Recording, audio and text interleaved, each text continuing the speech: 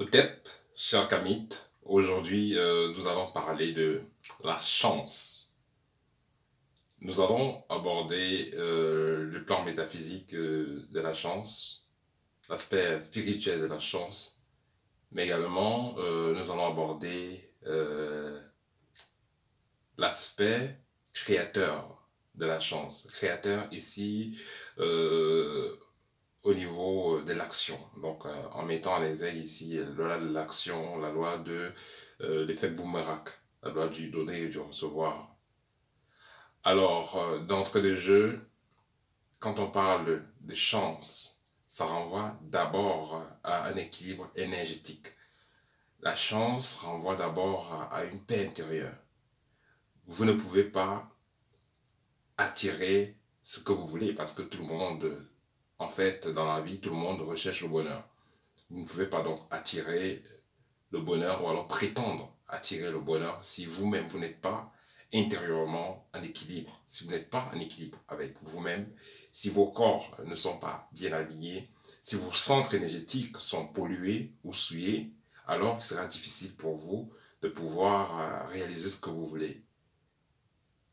Et parce que si vous voulez attirer une certaine chance, si vous voulez attirer un certain bonheur, le bonheur que vous souhaitez d'ailleurs, si vous voulez attirer cela, étant vous-même désaligné, alors soit cela sera très difficile, ce que vous voulez, soit ça sera impossible. Et je vais prendre un exemple simple. Quand quelqu'un est, par exemple, victime de la malchance, ça veut dire dans le plan spirituel que son aura est sale, ça veut dire que ses chakras sont mal alignés et il ne peut pas conjuguer ces différentes énergies, il ne peut pas conjuguer, il ne peut pas rassembler son pouvoir spirituel pour capter, pour attirer communément ce qu'il veut, parce que déjà il est en déséquilibre.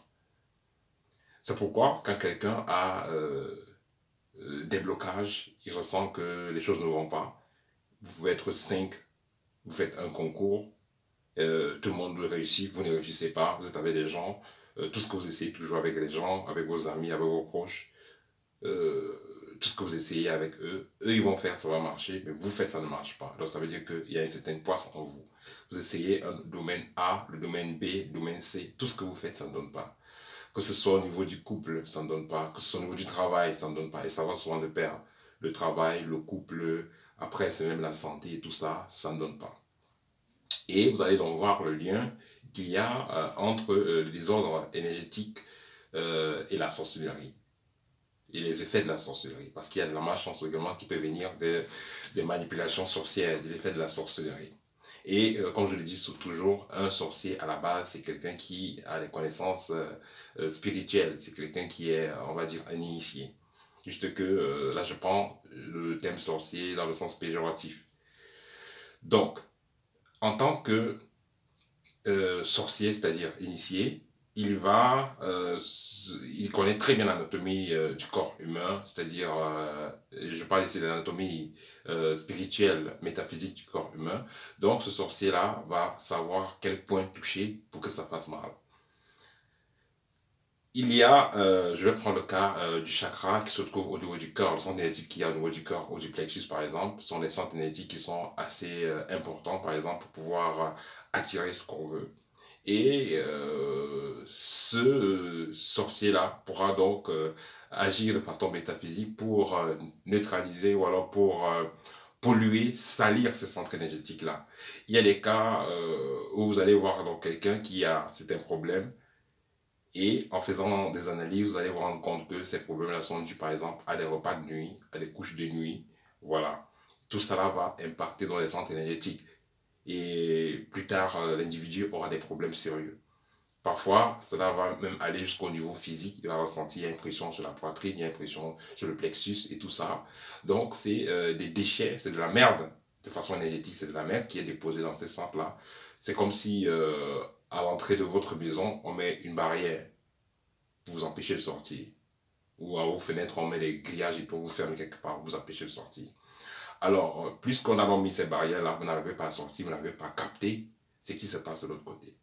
Et c'est à peu près la même chose. Celui dont le corps a été pollué énergétiquement, on a fermé certains centres énergétiques, on les a pollués, on a déposé certaines négativités au niveau de son aura.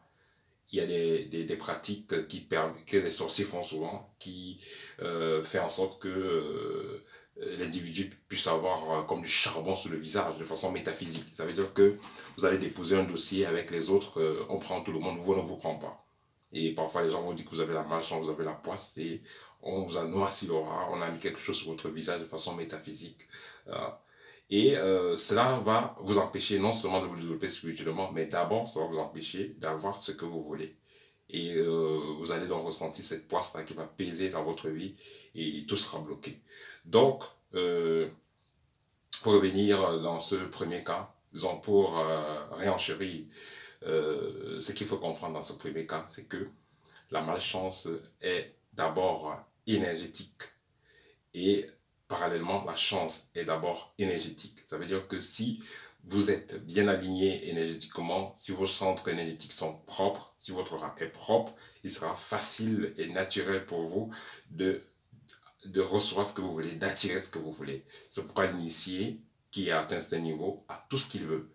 Il suffit juste qu'il se concentre sur ce qu'il veut, il demande à l'univers et il aura. Parce que d'abord, il est bien aligné au niveau de ses centres énergétiques, il est bien aligné avec l'univers, et alors il peut demander, il peut recevoir. La loi du donner et du recevoir, c'est une loi qui existe et qui est pratique, qui est concrète, mais pas pour tout le monde.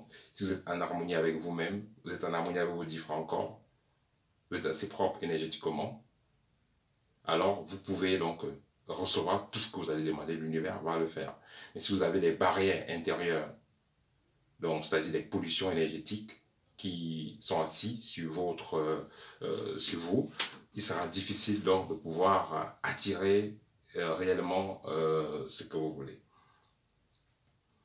C'est pourquoi quand certaines personnes ont des problèmes, ils vont chez des gangas ou chez des énergéticiens, chez des maîtres spirituels et autres.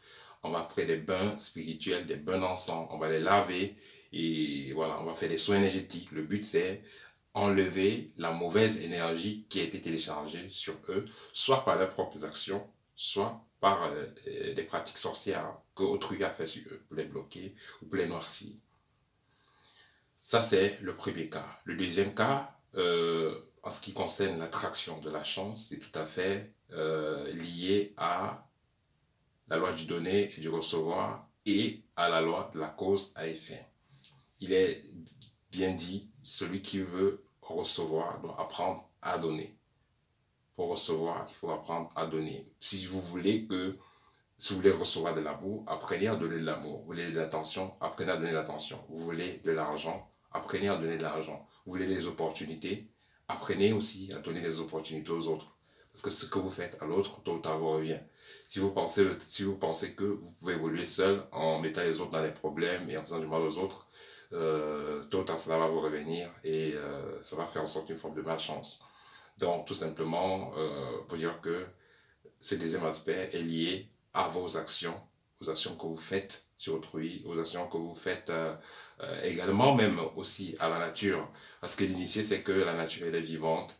Il sait que ce soit les plantes, que ce soit les animaux, il essaye de traiter tout ce qui est autour de lui avec justesse, avec un esprit de maths, ce qui fait que la nature va le mettre dans un certain registre et cette personne-là aura toutes les faveurs de la nature. Ce qui fait que ce que cette personne essaiera toujours de faire aura du succès. Les gens auront toujours l'envie d'aider cette personne et cette personne va réussir réellement à transformer sa vie. Alors, pour conclure, j'aimerais vous dire, vous savez, le bon point qu'il y a dans les écoles initiatiques sérieuses comme la nôtre, c'est que ceux qui suivent ce type d'école, après quelques mois, voient réellement le changement dans leur vie. Parce que vous ne pouvez pas prétendre changer votre vie, vous ne pouvez pas désirer changer votre vie en ne connaissant pas certaines lois, en ne travaillant pas sur vos énergies. Parce qu'il ne suffit pas juste d'appeler les entités pour vous aider, d'appeler telle entité. Non, il faut faire d'abord un travail personnel sur ses propres énergies. Et après ce travail, vous pouvez entrer facilement en contact avec les entités qui vous intéressent pour faire vos expériences et autres. Donc, la base pour avoir une chance durable et concrète, c'est le travail sur ses propres énergies et également la connaissance et l'application matique de certaines lois en vue d'attirer ce que vous voulez. Il ne suffit pas tout simplement de s'asseoir quelque part pour dire on fait la loi d'attraction et tout, on va seulement visualiser le bonheur. Non, il faut aussi que, avant même de visualiser ce bonheur-là, que vos énergies soient équilibrées et que votre aura, votre champ magnétique soit compatible à ce que vous voulez attirer. Voilà. Pour ceux qui sont intéressés par les cours que nous donnons, allez dans notre site www.kamit avec K et S à la fin. Et la formation se fait pendant, nous avons 12 mois de cours intenses et, pardon, 3 mois de cours intenses et 12 mois de suivi. Donc, disons 15 mois. Et la formation, elle est en privé. Toujours est-il que l'admission, ce n'est pas via le site. Le site, c'est juste pour prendre en contact avec nous. Mais si vous voulez l'admission, si vous voulez être admis donc, à l'école pour suivre la formation de façon directe, il faudra que vous me contactez personnellement via WhatsApp et je vais vous donner les modalités après un scannage énergétique. Et je vous rappelle que ce n'est pas ce qui veut qui peut entrer dans l'école, c'est celui qui effectivement est compatible avec la formation que nous donnons, parce que tout le monde n'est pas compatible avec ce que nous donnons comme enseignement, comme partage. Voilà, ça c'était mon partage pour aujourd'hui. Donc à très bientôt et au TEP.